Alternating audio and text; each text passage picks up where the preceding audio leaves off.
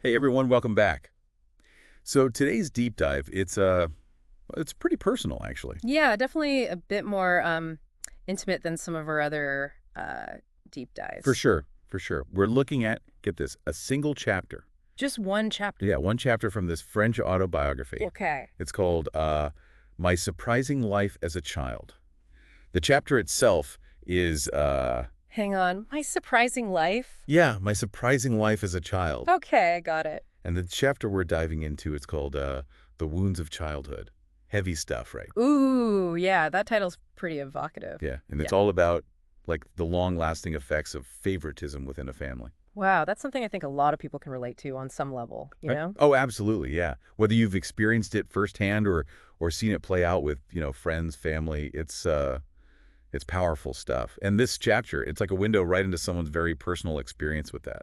Definitely. I'm curious to see how they approach it. So right off the bat, the author dives into this contrast between how they were treated by their maternal grandparents versus their paternal grandparents. Okay, yeah, classic family dynamics. And it's pretty clear that their brother, he was like the favored one. The golden child. Yeah, especially on the father's side of the family. It's amazing how even within a family you can have such different dynamics, huh? Oh, totally. Yeah. And the thing is, even though it's like extended family, not the immediate Hmm. um, Yeah. parents, siblings, it still really affects the author. Like they talk about this one specific instance, going to visit their paternal grandparents, Hmm. and there's this line that just like punches you in the gut. It says that only the brother was ever, specifically requested. Oh, wow. Like he was the one they wanted to see, and the author was just kind of there. Just kind of tagged along. Yeah, exactly. Left Yeah. behind, feeling, unimportant. Invisible, yeah.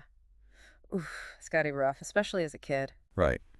And it really drives home this point that kids, they pick up on these things, even the really subtle stuff. They're like little emotional sponges, aren't they? Oh, totally. Yeah. And it's not just about like missing out on visits or whatever. It's um the gifts. Oh, yeah, the classic gift disparity. Right. The kind words or the lack thereof, Hmm. even just the way they were looked at. Yeah, yeah, like that feeling of being seen versus overlooked. It's powerful stuff.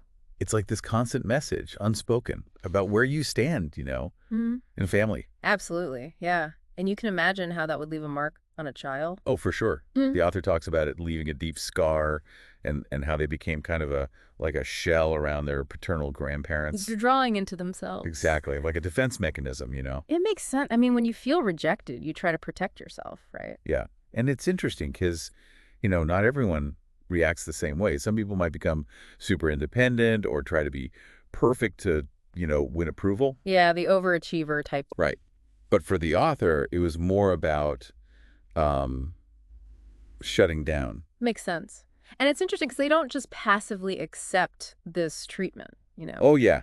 That's where things get a little, well, Wild to get a little spicy. a little spicy, yeah. Because the author actually, they get their revenge, so to speak. Revenge. Like, what do they do? Well, they start by like messing with their grandparents' phones, Okay, classic kid stuff. hiding from them when they visit. All right, I can see that. But then it escalates. They start shooting pigeons on their property with a pellet gun. Whoa, hold on, shooting pigeons. That's Yeah. taking it up a notch. It gets even more intense. The grandparents, they had this like breeding program for pigeons. Oh, wow. Okay. And the author, they would sneak in and unplug the incubators, Oh my goodness. like full on sabotage. Wow, that's definitely a strong reaction. Right. It's like on the one hand, you can totally understand the hurt and anger. Absolutely. Yeah. But on the other hand, it's obviously not the healthiest way to deal with it. No, not at all. And it highlights how kids sometimes they don't have the tools to process these complex emotions in a healthy way. Right. And it can manifest in some pretty surprising ways. Yeah, I mean, shooting pigeons and sabotaging incubators, that's Yeah. definitely not your typical childhood prank, right? Definitely not.